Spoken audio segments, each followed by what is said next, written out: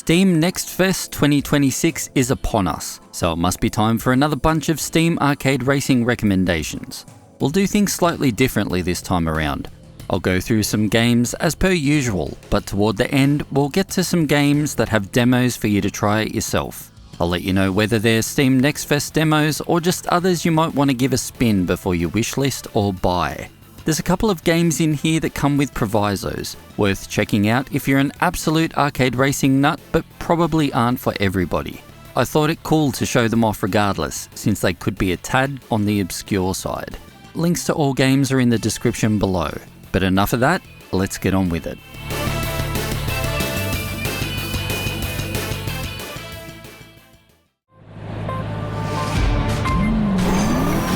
Hot Lap League is a neat Trackmania-style time trial racer. Originally starting on mobile devices, this version here is a premium experience gutted of all the in-app purchase garbage, although superficial elements remain that will remind you of its origins. What's important though is that there's a solid little game here. Hot Lap League isn't on the same level as Trackmania. For one, there's no track surface changes or anything like that. But grab it on sale and you've got hours of time trialing gameplay to dive into. It eases you in relatively simply as you get used to the smooth controls and flow, but it ramps up properly once you make it past the easier courses. And just like Trackmania, you'll want to find the fastest path through each course. With controls this tight, it's truly a pleasure replaying the tracks until you nail that perfect line. And even then, there's room to shave off more time, since grabbing those gold times in later levels isn't easy. The currency you win goes towards customizing the look of your vehicle. It is admittedly slow to accumulate, so you'll be at it a while if you want to go deep into that side of things. Otherwise, the game looks sharp, sounds brilliant, and has a cool near-future utopian vibe that sets it apart from other similar races.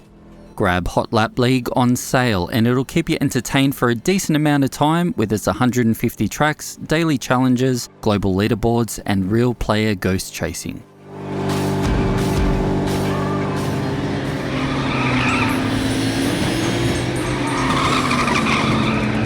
Little Racers Street was recommended to me in the comments in the last Steam Racers video.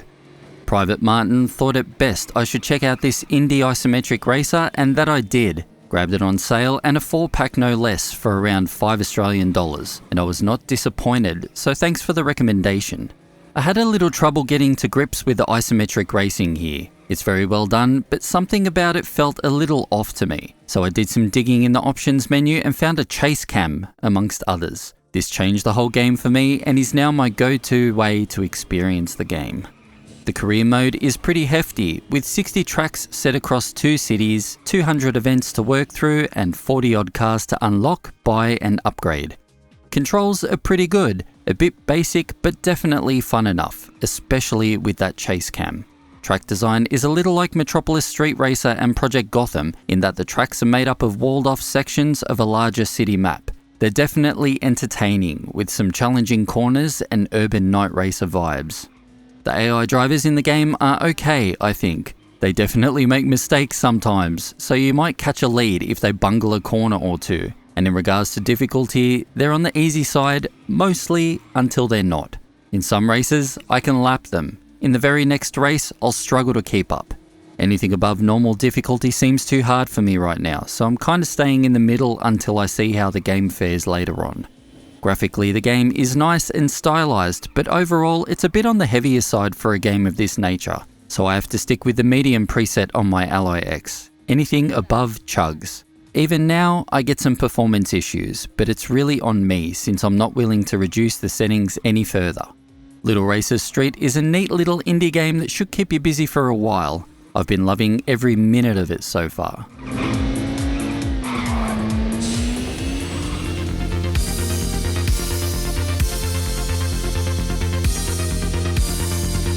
The first truly great arcade racer of 2026, Super Woden Rally Edge, is a masterclass in arcade rally racing. And if you weren't sold on the top-down viewpoint, the game now features a third-person chase cam that will satisfy those who are on the fence before.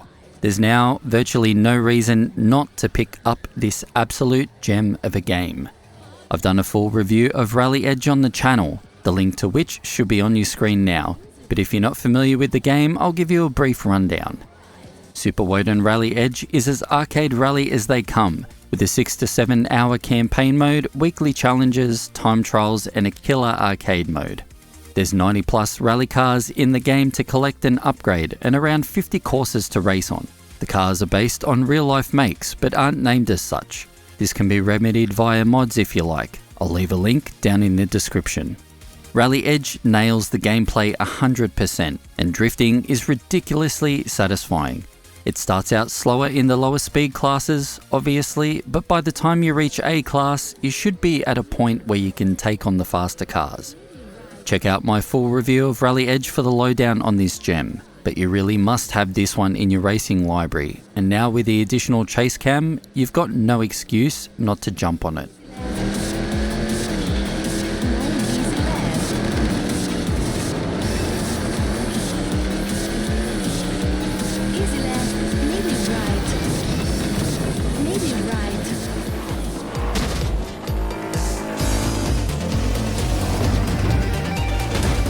I'll mention Horizon Chase Turbo briefly, since it's one that every man and his dog has covered before, but I still think it's an absolute cracker to add to your collection if you haven't already.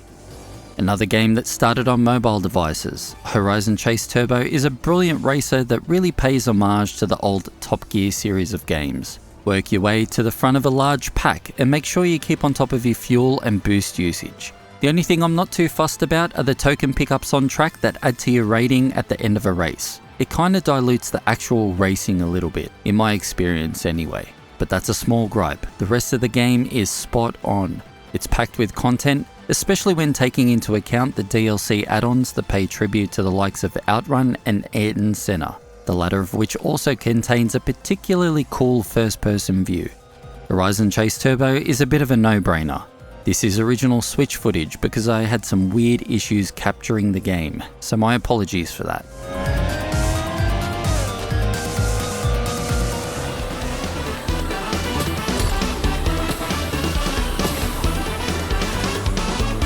The Karters 2 Turbocharged is one of the best kart races on PC, and it's not even out of early access yet.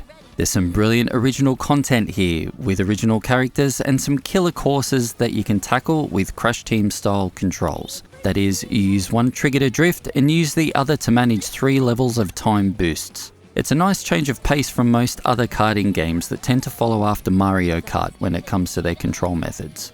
And whilst the original content in the game is top notch, that's not what you'll be playing the Karters 2 for in the long term. The user-generated content in this game already is absolutely insane. You'll see tracks ported over from many other iconic kart races here, with the likes of Mario Kart, all the Crash Bandicoot races, and much more besides represented in fine form. And it's not only tracks, there's a bunch of characters and cars from a slew of other franchises here too. My personal favourite is Duck Dodgers.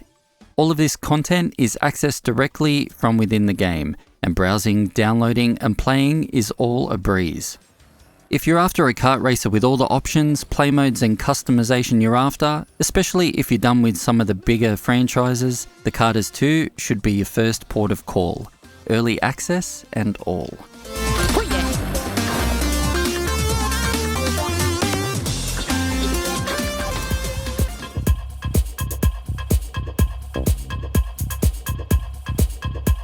Rally Arcade Classics is a recommendation that comes with some provisos. This indie rally racer has some truly glorious gameplay. The drifting is spot on and the game plays really, really well. What it doesn't have is the polish most of you will be after, but if you can make peace with the fact that the game can be a little ugly and doesn't sound all that crash hot, then you could be in for some fun with this one. You work your way up through speed classes in Rally Arcade Classics by way of license tests. It definitely starts off a bit slow, but certainly picks up as you progress. Again, there's no real world cars here, but you'll know what is supposed to be what. Track design is uniformly brilliant, but it's a shame that there's no longer tracks in Rally Arcade Classics. Most events clock in at around a minute, with some shorter and only a few being any longer. It'll take some time to work through the game, so there is definitely some content here, but Rally Arcade Classics lays a solid foundation for what could potentially become a series. With driving that feels this good, I'd love to see what the devs could do with a bit more of a budget behind a next installment. Still, one to snap up on sale.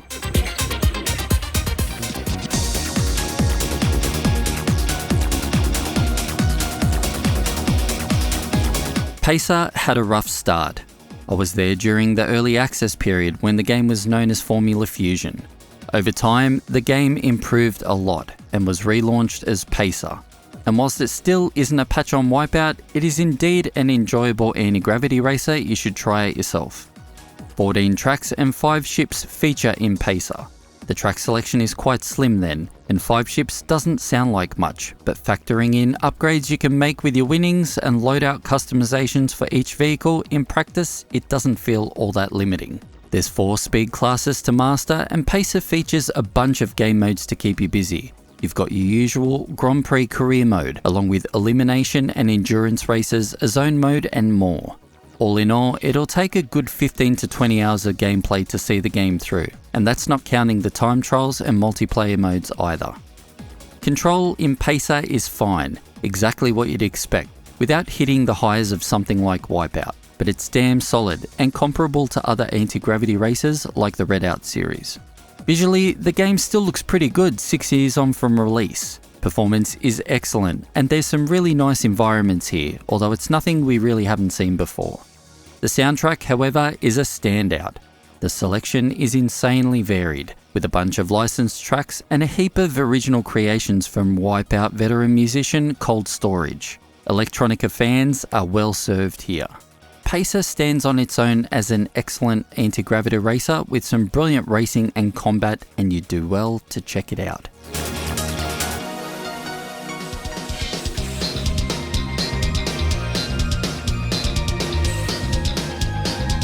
I've covered Super Knight Riders in a Nintendo Switch racing video recently, link on your screen now. But it's worth pushing this gem to the forefront once again. It's a charming indie take on Sega's Super Hang-On that you really should add to your library if you haven't already. The game features 36 courses, split into races that feature 6 courses each. Complete all of these and you get to the real meat of the game, the 36 course endurance race. It's going to take you a while to see the end of this mode, I'm telling you now. Track design is rather good. It's definitely in keeping with the superscalar inspirations of the game. I think the courses themselves could have stood to have more varied scenery, and each environment can look a little samey after a while. But that minor nitpick aside, it's the controls that are the star of the show here. It's pure, accessible arcade racing and super addictive. Gameplay is incredibly responsive, and you'll never really need to brake. Just letting off the gas is enough to get you around most bends and to weave around the rival drivers. Crashes do slow you down a fair bit, and it's worth trying to avoid as many of the AI races as you can, especially in the 36 course endurance race. Graphically, things are merely functional, but colourful enough to be appealing in the moment. The music, however, is glorious. Each track perfectly captures the arcade racing vibes, and all are worth listening to outside of the game if you're into that sort of thing. I can't recommend Super Knight Riders enough, and it's worth getting over some of the rougher presentation elements to get to the good stuff inside.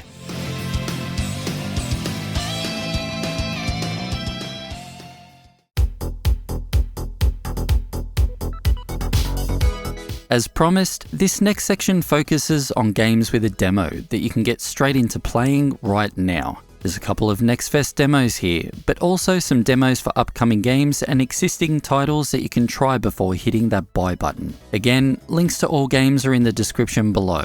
Let's crack on.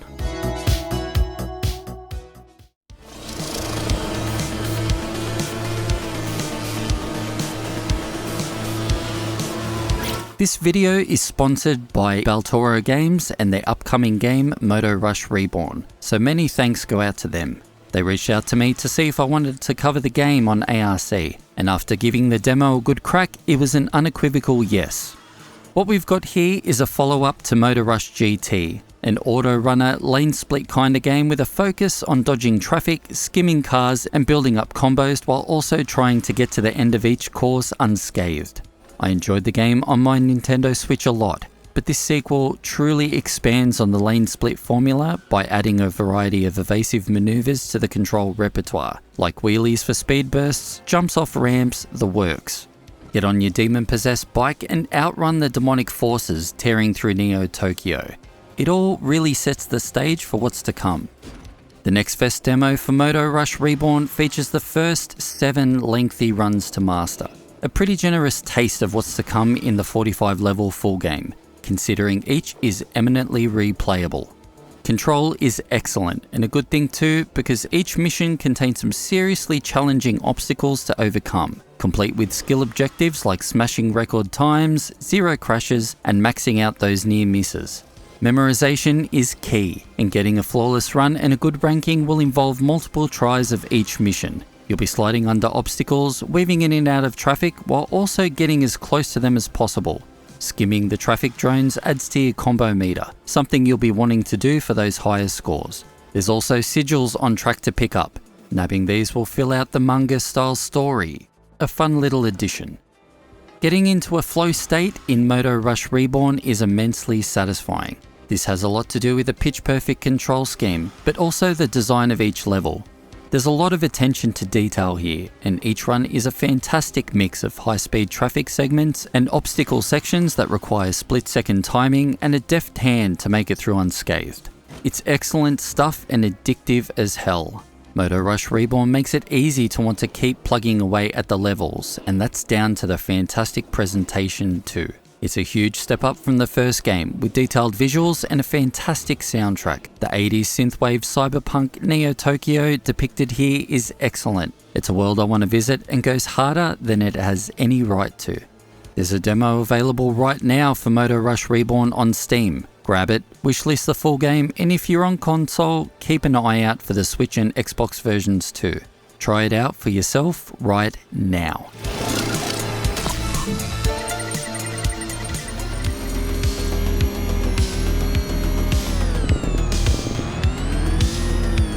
Pretend Cars Racing 2 is a game I've been playing for a little while now, and it's damn near one of the most enjoyable top-down races I've played in a long time. It's a sequel to a game I actually haven't played myself, but judging it on its own terms, this could be one to rival even the mighty Ultimate 2D Racing 2. This Next Fest demo here is not short of content. There's 80 cars to drive, split across 7 classes, and although there's no licenses here, you'll be able to pick out your faves no problem. The 40 tracks on offer follow suit, and are a mix of real-world inspired courses and original ones. A real-time, albeit sped up, day and night cycle takes place during each race. It looks really nice and keeps races looking dynamic. But what really stands out in Pretend Cars Racing 2 are the controls, and they absolutely shine. Each class of vehicle is different, with some drifting quite well and others requiring you to brake to corner, depending on the discipline. Every class is fun to drive, however, and all up, the gameplay here is pure bliss. Cars are simultaneously weighty and rather quick to respond at the same time, so getting into a flow on track is a breeze. The demo for Pretend Cars Racing 2 is out right now, but you can expect an update for Next Fest 2026. The early access should hit sometime soon after that. Even if top-down races aren't your thing, I urge you to give this game a go. The controls are super fun, accessible yet deep, and the actual racing is brilliant. I can't wait to see how the game fleshes out in future builds.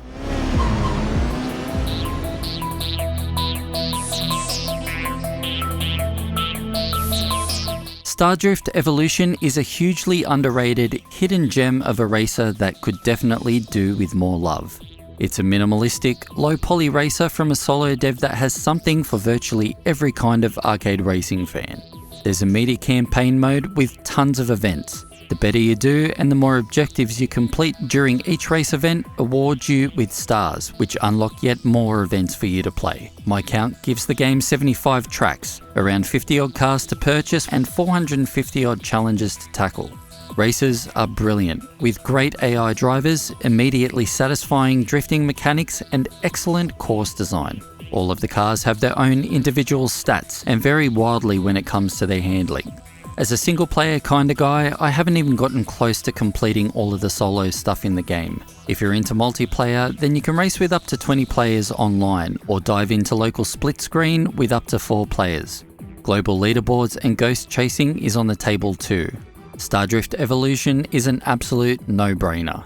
It's a stellar indie arcade racer that each and every one of you has to have in your collection.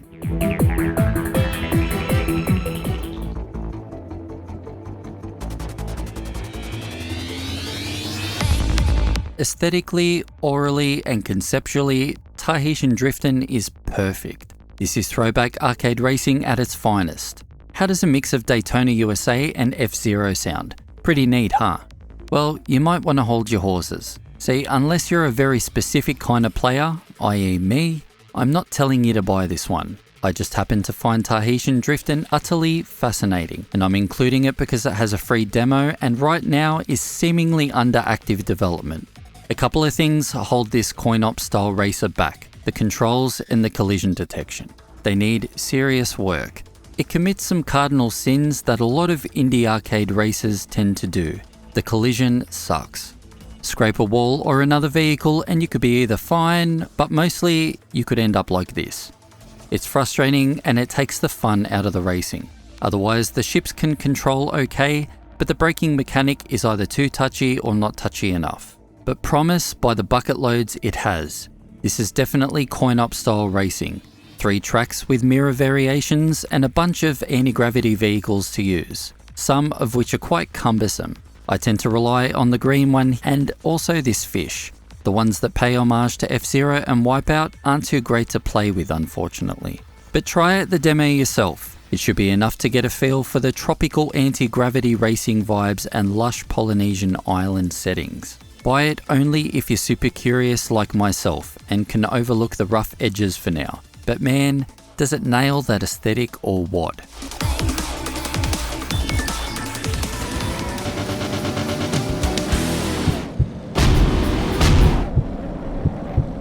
Stunt Paradise 2 isn't an arcade racer, but it's definitely racing adjacent, and I think a lot of you will get a kick out of it if you're after something different to play in between racing games. I love stuff like this as a change of pace myself, and I'm sure you will too.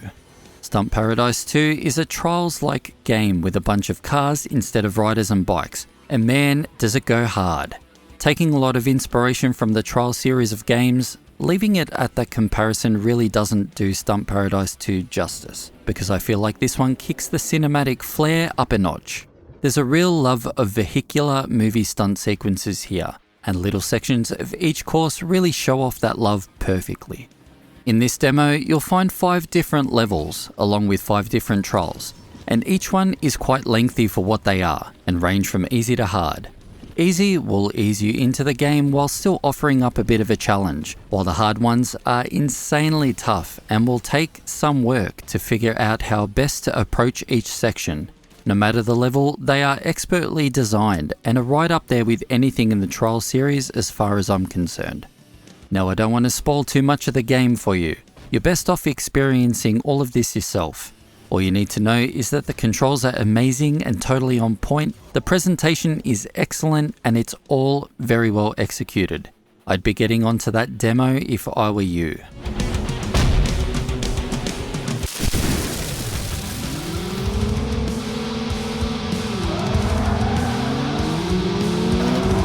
Ignition 2000 Origins is a super promising but very early in development arcade racer that aims to bring back the racing style of all those amazing Y2K racers we all grew up with. The demo here is quite lean, and although, as I said, promising, still has some issues. There's only one track right now, but you can experience it in multiple ways.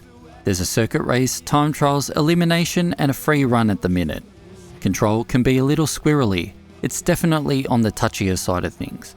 The AI drivers are also insanely tough. I can't keep up with them personally, but I'm hoping this will be fixed in the future. And whilst it looks great and performance is fantastic already, it does look a little basic. The environments don't seem close to finished, but what's here bodes well for the future of the game. It's also available as early access, but at the moment, the early access just seems to be a way to support development of the game. There's no content difference between the builds as far as I can see. I'll be honest, Ignition 2000 Origins is likely a bit too early in development for most of you out there, but if you're curious, most definitely check out the demo and throw it on your wish list. I'm very eager to see where this solo dev indie racer goes.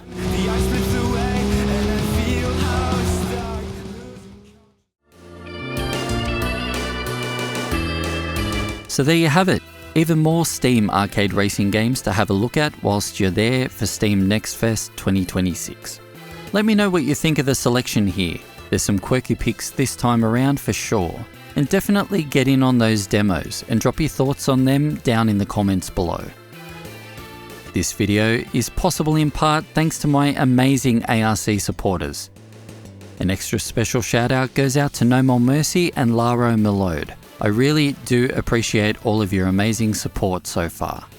And if you haven't heard, ARC is going full time, so expect a gradual increase in videos as I figure out additional forms of content for you to enjoy. Perhaps consider becoming an ARC supporter channel member yourself. It really will help me bring you as many videos as I possibly can, especially now that I have the extra time to do so.